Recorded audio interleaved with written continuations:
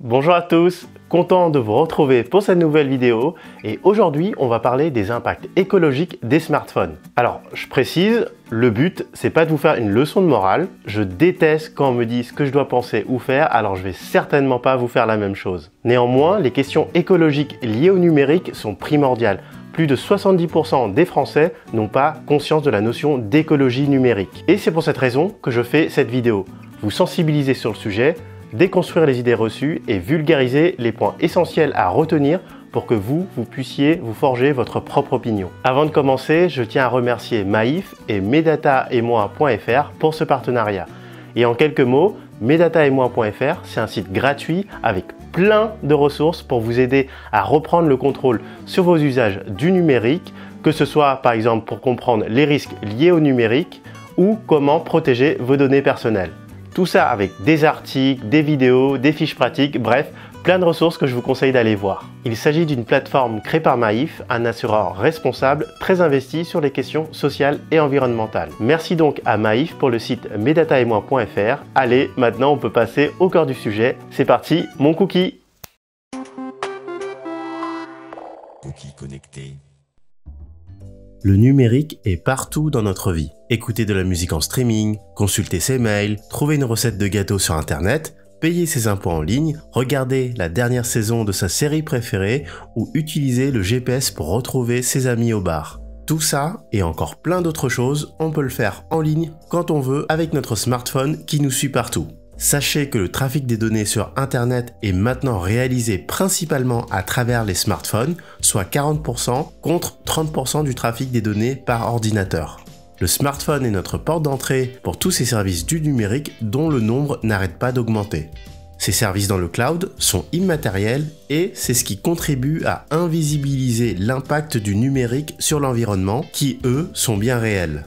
Quand vous regardez des films en streaming sur votre smartphone, ceux-ci tournent sur des machines comme des serveurs et des espaces de stockage eux-mêmes hébergés au sein de data centers. Ces données sont alors acheminées depuis les data centers jusqu'à votre smartphone à travers des millions de kilomètres de câbles en cuivre et de fibres optiques.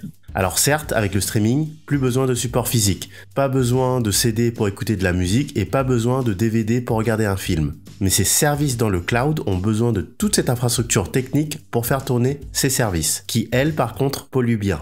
Ensuite, la mise à disposition de ces services de façon quasiment infinie et accessible n'importe où et n'importe quand a favorisé une surconsommation de ces services cloud. Les équipements qui fournissent ces services consomment alors beaucoup d'énergie, ce qui va entraîner des émissions de gaz à effet de serre qui contribuent eux-mêmes au réchauffement climatique. Imaginez maintenant toute la quantité d'énergie consommée pour fournir chaque minute dans le monde, plus de 4 millions de vidéos visionnées sur YouTube, plus de 700 000 chansons streamées sur Spotify ou plus de 50 000 photos postées sur Instagram. Au-delà de l'utilisation de ces services numériques, les 3/4 de l'impact écologique d'un smartphone viennent de sa fabrication, c'est-à-dire de l'extraction des minerais jusqu'à l'assemblage final du smartphone.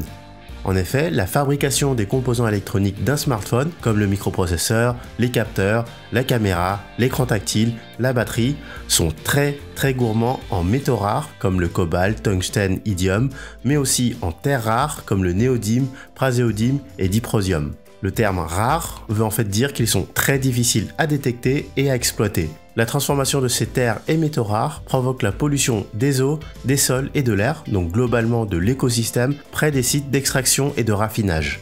Et surtout, il y a un grand risque d'épuisement des réserves de ces ressources rares, qui sont pour une grande partie non renouvelables. En effet, sur une cinquantaine de métaux que nécessite la fabrication d'un smartphone, seule une vingtaine est recyclable.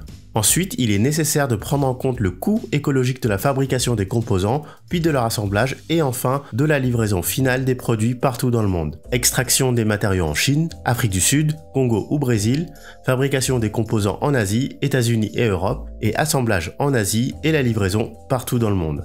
Or, les ventes de smartphones explosent.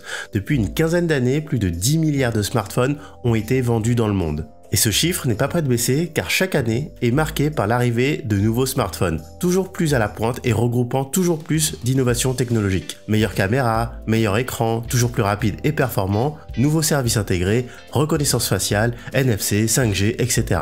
Et maintenant, vous comprenez en quoi le suréquipement, c'est-à-dire posséder plusieurs smartphones par personne et leur renouvellement fréquent, ont un impact écologique considérable. D'autant plus que la fin de vie du smartphone est très mal gérée. À peine 15% des smartphones sont collectés pour le recyclage. Bon, maintenant qu'on sait tout ça, qu'est-ce qu'on fait? Est-ce qu'on repart vivre dans une grotte? Eh bien, pas du tout. Si je fais cette vidéo, c'est que justement, je pense qu'on peut encore changer les choses. Je vais vous donner un seul conseil à suivre et non, ce n'est pas revenir vivre à l'âge de pierre. Si vous avez bien suivi cette vidéo, je pense que vous l'aurez déjà deviné. Eh bien, tout simplement, gardez votre smartphone le plus longtemps possible. Vous l'avez vu, l'impact écologique d'un smartphone est avant tout au niveau de sa fabrication. Donc plus on garde le nôtre longtemps et plus on limite son empreinte écologique. Plus de 80% des Français changent leur smartphone alors que celui-ci fonctionne encore. Donc résistez à ces effets de mode, publicité, offres promotionnelles. On est sans cesse incité à acheter un smartphone neuf avec des nouvelles fonctionnalités et un nouveau design.